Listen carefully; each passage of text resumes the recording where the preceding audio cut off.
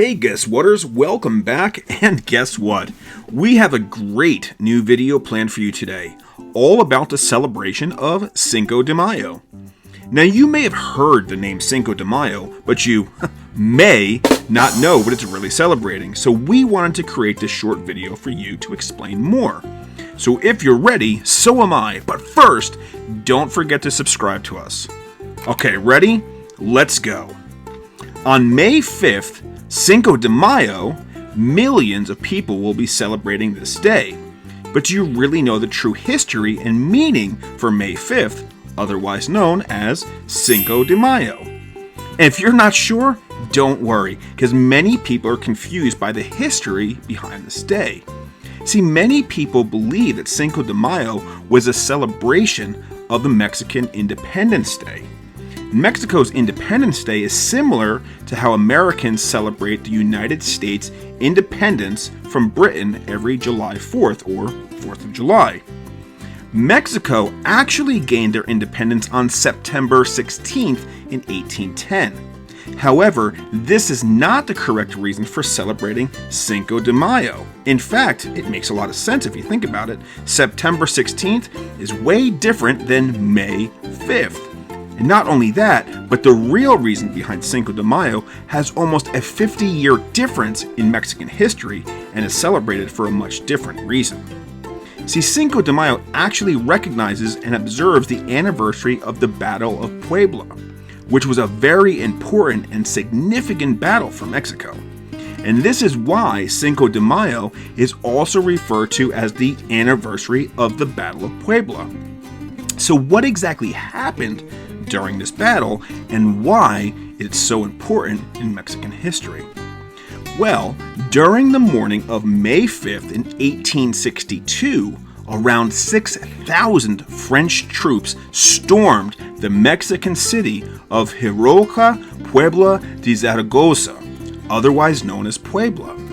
The French did this to bring the city under rule of the French. But you see, Mexico has a lot of rich natural resources as well as gold. So having all of these resources made Mexico vulnerable to other nations as well as countries that wanted these resources and riches for themselves. The battle took place on May 5th in 1862. Before this battle, Mexico had been fighting against other European countries too. And these other countries were Britain, Spain, and France.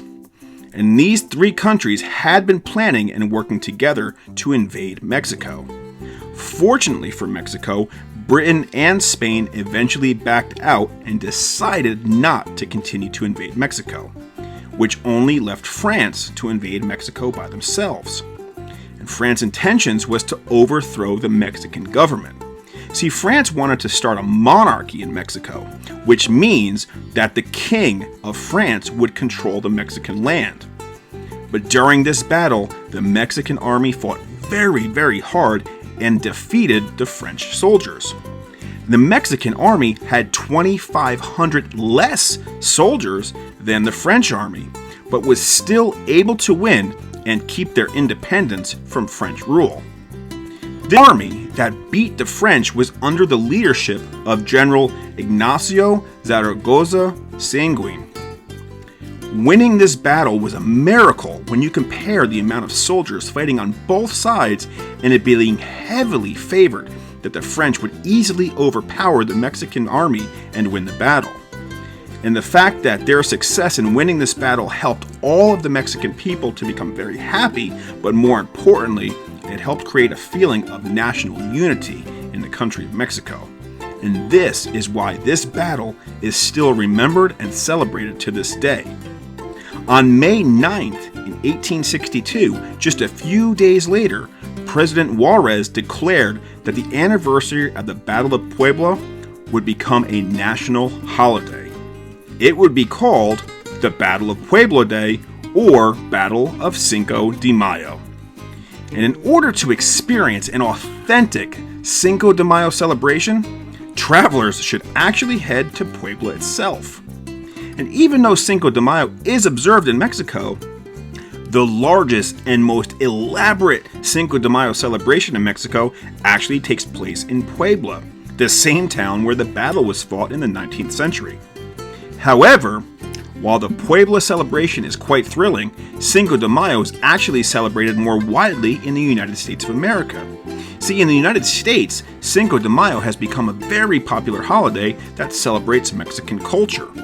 And in 1933, United States President Franklin Roosevelt began the Good Neighbor policy. And this was started to create good diplomatic relationships with other Latin American countries.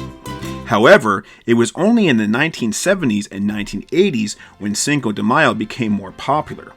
Then the United States began to celebrate even more with the commercialization of Cinco de Mayo in the 1990s.